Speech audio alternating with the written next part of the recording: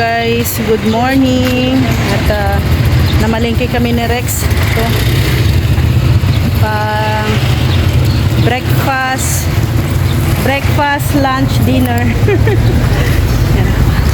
Pauwi na po kami.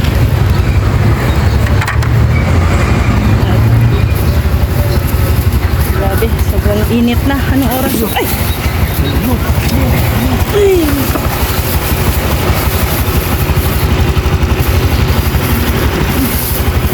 Anong oras na ba? 7 o'clock. Pero sobrang sakit na po sa balat ng init. Yung menu po namin ngayon is pata din inihaw na bangus.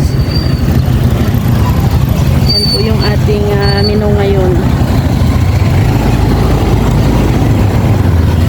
Uwi na tayo? Oo. Ay, hindi yung yung pata. Daanan pa natin. Ha? Daanan pa pala. Oo. Doon kasi... Natin yun, di ba? Ha? Kapadya pa natin. Oo. Doon kasi kami bumili guys sa yung lagi naming binibilhan ng pata. Kasi mas proven na namin yung doon, yung karne. Kasi minsan kasi sa palengke matigas yung balat.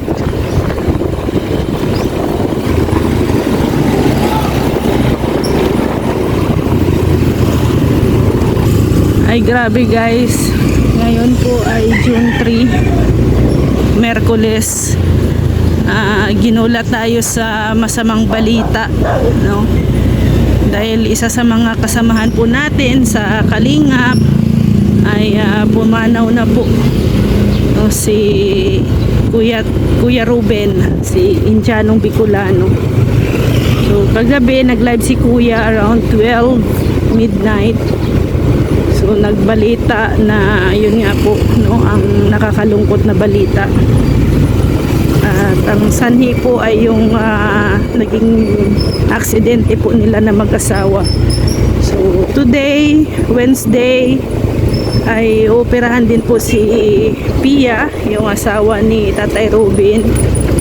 So ngayon napakalungkot, no? Napakalungkot sa part ng pamilya na ganun ang nangyayari.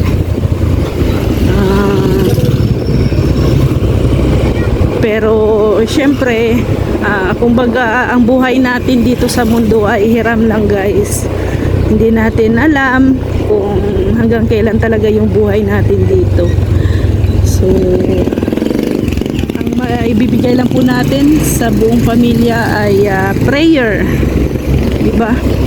Pagdasal po natin sila, lalo na sa mga naiwan, sa asawa, sa mga anak, mga kapatid, no? Pagdasal po natin ang kanilang healing, syempre guys. At ang buong team Kalingap ngayon ay nagluluksa sa pagpanaw ng ating kaibigan, kapatid, pamilya, na si Tatay Robin. Kakalungkot isipin na nung mga nakaraang araw, nakasama namin, nakabanding namin si Tatay Robin nung kasal ni Kakay. Yun yung last namin na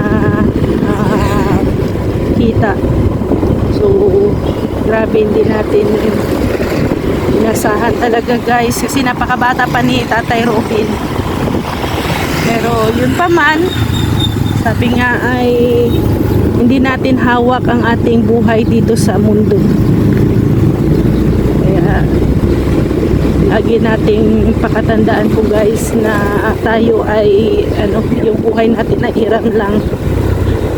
So praying at pagdasal natin ang pamilya, no, na naiwan ni Tatay Robin. Kasi hindi po biro ang kanilang sitwasyon ngayon.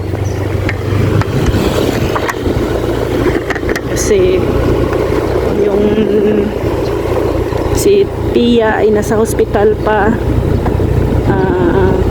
hindi natin, 'di ba, ang ano yung feeling, no, yung feeling ng asawa.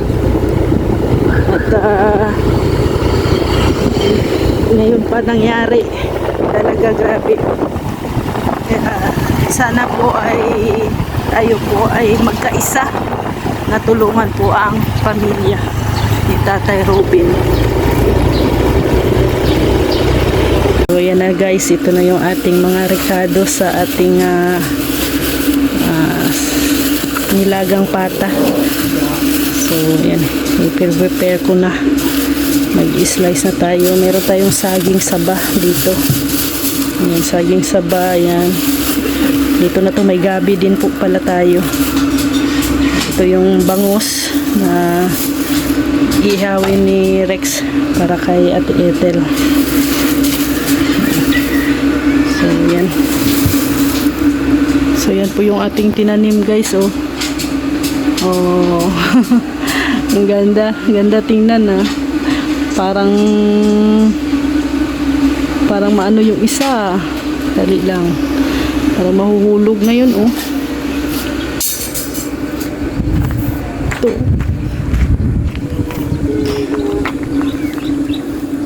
Parang mahuhulog na. Lipat natin to. Dapat yung parang ano lang siya, steady lang.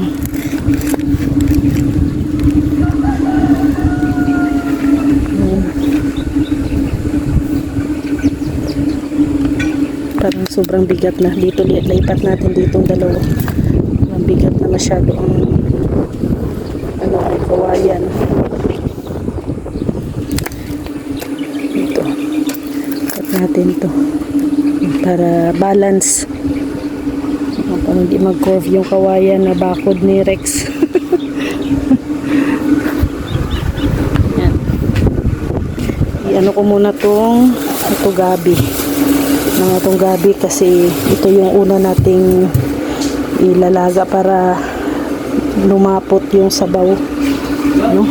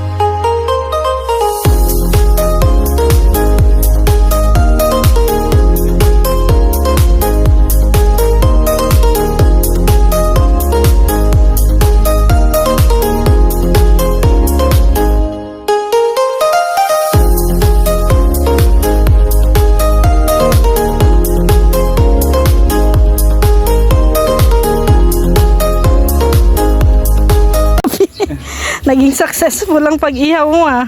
Simple lang. Kawawa naman ang ihawan mo. Lahawakan mo, ay mahulog. Yung pinggan. Wala po kasi kaming ihawan ay. Luto na yan, be? Sure ka ha?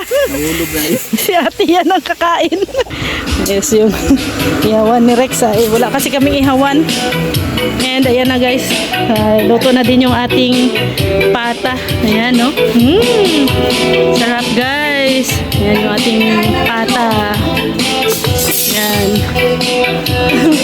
Oh sige. And mayroon din po tayong ano dito. Ayan no. Salad. salad na pipino. Nilagyan ko lang po ng ano yan. Wala pa. Ayan o. So yan guys, kakain na muna kami. It's 9 o'clock in the morning. Kaya kakain tayo. Hindi tayo sanay na walang kain and breakfast. Yan, nagbe-breakfast po talaga kami ng kanin. Hindi kami sanay ni Rex na tinapay lang. Yung ating mga bisita sanay sa tinapay, pero kami talaga ni Rex ay hindi sanay. Nung kakain, naghanap talaga yung tiyan ko ng kanin. Grabe, sarap ng hangin guys. Oh. Ayan na guys, yung ating ulam for today. Breakfast.